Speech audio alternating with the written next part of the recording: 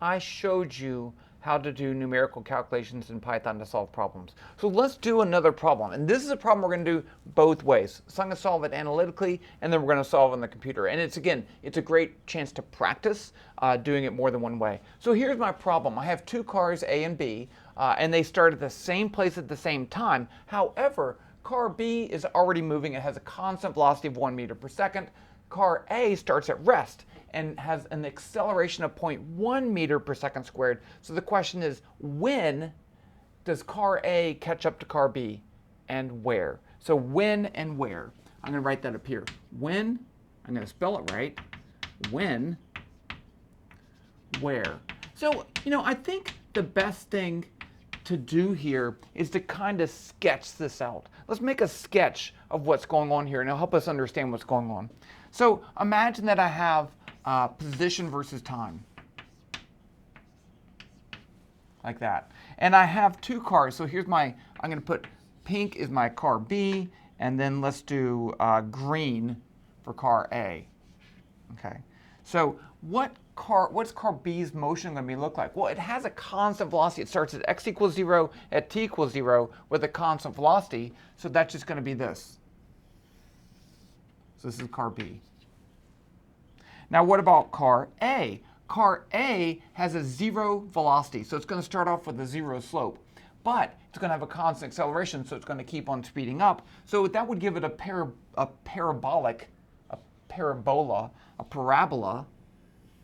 like this. And so this is the point that we want to find both t and x when they meet. Now, I think it's important to know, because I've seen this a lot. A lot of times I'll see this. Okay, let's write an equation of motion for the velocity of car A. Well, using kinematic equations, I can say VA is VA0 plus AT. We're using our normal kinematic rules here. And then I can say, well, I'm going to set that equal to 1 and solve for the time. That's not going to work, right? If I did that, that would find when the velocity of car A is the same as B. And you can see it's right here, right? Because that's where the slope of this is the same as the slope of that. So this is not when they meet. That's when they have the same velocity. In order to catch up, it's going to have to go faster. Okay, I just want to point that out because I see that as a common mistake. So let's write equations of motion for the two cars. So here's the equation of motion for car B. XB is going to be x, I'm going to write it out the full way, xb0 plus vbt minus 1/2 0 t squared, right? Because it's 0 acceleration, so that's fine. And that's 0. So we get xb equals vbt. And just be careful, that comes from the kinematic equations. That's not distance is velocity times time. It just happens to look like that. I like to point that out because a lot of people like to use that. Now for car A, I can say XA is XA0 plus VA0t plus 1/2 AT squared. Now again, we have some things that are 0, that's 0, that's 0. So I have XA is 1/2 AT squared. Now what I want to do, I actually have this, I want this x to be equal to that x at the same time. So I can just set these two equal to each other and solve for the time. So I can say XA is equal to XB, like that. And then I can get the VBT is 1/2 AT squared. I want to solve for t. So if I solve for t, I can divide both sides by t, and I get t equals 2 VB. I'm going to multiply both by and divide by a. And that's my answer for the time that they both meet. Okay, so that's pretty easy to find. Let's find t. It's going to be equal to 2 times 1 divided by 0.1. Get out your calculator, or not, because that's 2 divided by 0.1. That's 20 seconds. Okay, now now I can go up here and I can use whichever one I want. So let's use this one. So let's say XB is equal to 1 times 20 equals 20 meters. Well, you could check over here too. I could put the same thing for XA. It's 1/2 times 20 squared So 20 squared is going to be 400, and then 400 divided by 2 is 200, and then multiply by 0.1, I get 20. So I get the same thing both ways. Okay, so that was the problem. Now what we're going to do is to redo the problem and make a graph, a real graph, using numerical calculations. So let's just remind ourselves, I'm going to keep my answer right there. For a numerical calculation, I have the following. Remember, I'm going to break it into short time intervals, so I can say delta t is 0.01. If I do that, I can update the velocity. v2 is v1 plus a delta t. And then I can update the position. Let's just say it's in the x direction. x2 is x1 plus v delta t. And then I update time. So this right here is wrong, right? Because this, if I have a constant acceleration, this velocity is not constant, it's changing. So technically I need the average velocity. However, if delta t is small enough, this works. So I'm actually going to have two cars I'm going to have to do this for. The first car, car B actually, doesn't have an acceleration. So this one actually does work. And then car A, I will have to do that.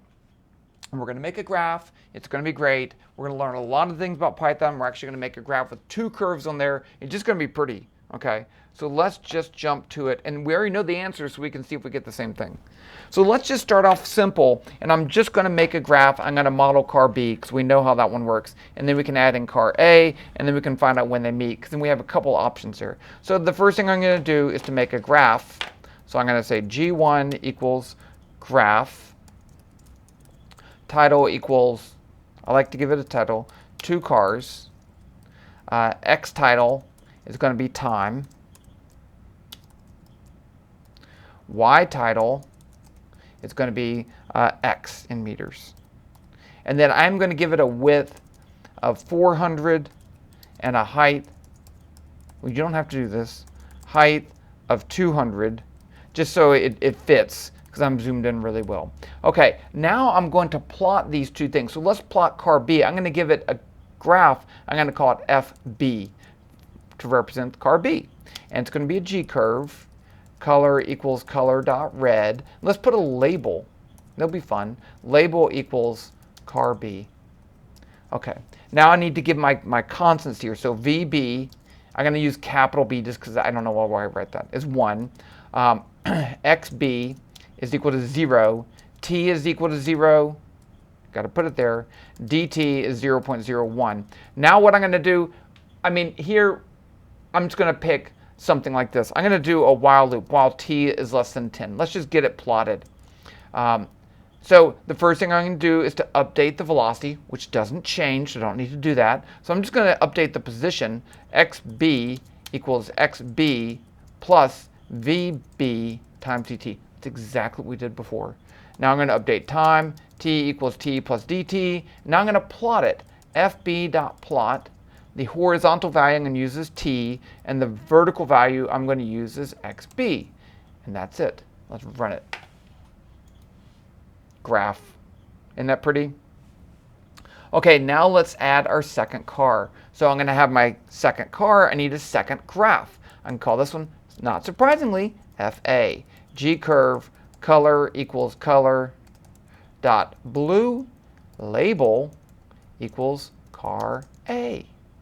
I need its initial values too, so VA is 0, it starts from rest. XA equals 0, it starts from the position 0. And AA, I'm going to give it AA just because, right? You could just call it A. There's only one A, 0.1. Okay, so down here, I need to update the velocity of car B. Remember, you want to update the velocity before you update the position. Otherwise, it doesn't give a very accurate answer. So VA equals VA plus AA. And you got to say it like that too. When you say it, you can say AA. You got to do that. It won't work if you don't do that. Times DT. And then I'm going to update my position. XA equals XA plus VA times DT. And that should do it, right? Now I just need to plot that. So FA.plot TXA. Let's run it and see what happens. Okay, great. So you see car B, constant velocity, car A, increasing in velocity. Now you say, well, where do they meet? Well, here's the great thing, right? I don't have to figure out where they meet. I can say, well, they didn't meet. So let's just run it for a longer time. I could say, oh, let's do 15 seconds. Let's do that. And let's run it. There's nothing wrong with this. They didn't meet. Let's do 25 seconds, because we know they meet at 20. We already calculated this. So 25 seconds. Oh, there they meet, right there. And what's that point? Time of 20.1, distance of 19.9. No, the time's 19.9, but they're close enough to 20, right? 20 and 20. So there you go. And that's the answer. So we did it, and it made a nice graph too. Okay, what if you didn't want to find the time? Is there another way to do this? Yes, and I'm going to show you, but it's dangerous, okay? Danger. Because once you move away from a time loop, you can get yourself into an infinite loop, and then it never ends, and that's just awkward, okay? So I know that XA is going to be less than XB while it's moving, right? So I'm going to say, I guess we could do the following, but let's just do this following. So while XA is less than or equal to XB. So they start off equal, right? So I have to say less than or equal to. So I'm going to run it until they're no longer, XA is no longer less than XB. But if you did it backwards, it would never end, right? Okay. So let's just see. And I'm always questioning myself right there for a second, because there we go. And so now you could use the graph to come up here and find that value. Or I could come down here and say print t equals t seconds, space, print x equals xa or xb, it doesn't really matter, meters. And now let's go up here and let's make this a little bit smaller, 0.5, just so we can get a little bit better answer, and run that. And then you see there 20 and 20, so we did it. And again, this is a problem that we can do either way, right? We can do this numerically or analytically. Like I said, there's going to be some problems that you can only solve essentially numerically. The end. Talk to you later. Bye.